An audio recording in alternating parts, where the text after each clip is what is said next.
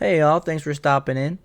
Appreciate you guys being here, and I wanted to let you guys know that the Bud Light boycott is working well, and we have some more sales reports. Bud Light sales shrunk 28% in the week before holiday weekend, the second worst year-on-year sales decline since the backlash began.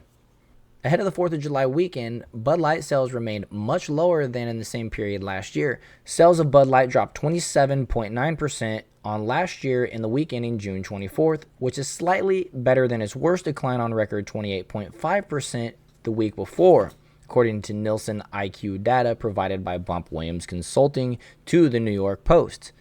But unit sales were still deteriorating, down 31.3% for the week ending June 24th, worse than 31.1% decline in the week before.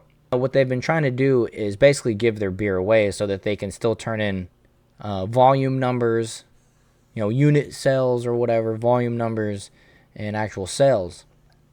And so they're trying to puff these numbers up and coast by until this all passes over. You know what I mean? But it's not going to happen. And so eventually this is all going to come crashing down. And personally, I think it's going to be at the end of the baseball season. So we got to really maintain, which is easy to do. But what we need to do also is continue the pressure, continue spreading the word so that this can get worse for them by the time the baseball season ends. Let's go ahead and look a little bit down here. Let's check out this real quick. Bud Light sales plunge after Mulvaney tie-up. Look at these numbers. I mean, it's been pretty much consistent around that 23, 25 since the end of April. And here we are approaching the end of June on this graph, and it's just getting worse. We got the July 4th weekend coming here soon. Reports. At least I should say. We got the 4th of July reports coming soon. But speaking of which, the 4th of July is the bigger beer holiday in terms of retail sales and an opportunity to move a lot of volume, Dave Williams, Vice President for Analytics and Insight at Bump Williams Consulting, told the Post. And there has been no notable signs where the course has changed for Bud Light.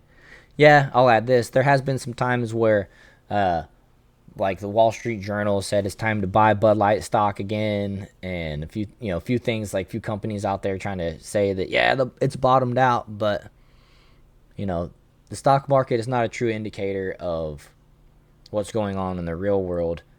Modelo Especial's distribution is controlled by Bud Light parent Anheuser-Busch, but its U.S. operations are owned by Constellation Brands, which reported an 11% increase in sales in the second quarter of the year. In mid-June, Modelo became the best-selling beer in the U.S., a position previously held by Bud Light for more than 2 decades. Modelo represented 8.4% of the U.S. retail store beer sales in the 4 weeks that ended on June 3rd, compared to 7.3% for Bud Light, according to Nielsen data.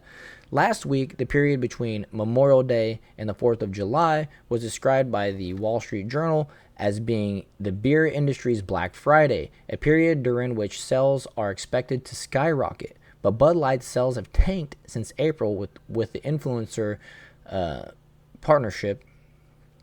Sales have been continued to decline, and initial outrage. Then they go back into the story. So there you have it, guys. Bud Light sales down again. Looking forward to seeing these next couple weeks as we actually can see the reports from the 4th of July and the week leading up to it. If you haven't yet, please hit the like button, smash the subscribe, and I will see you in the next one.